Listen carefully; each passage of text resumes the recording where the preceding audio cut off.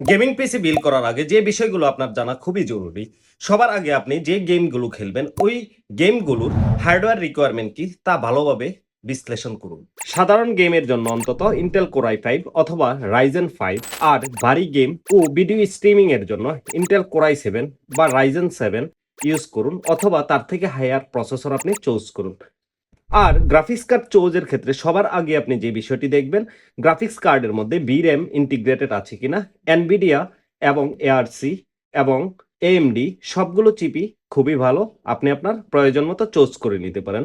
RAM choose করার আগে দেখে নিন ডিডিআর ভার্সন, সিএল ও মেগাহার্জ। আর স্টোরেজ আপনার প্রয়োজন মতো আপনি চেক করে নিন। এসএসডি কেনার ক্ষেত্রে সবার আগে যেটা দেখবেন সেটা হলো generation, read write speed, shift type, অবশ্যই যেন পিএলসি আছে কিনা চেক করুন।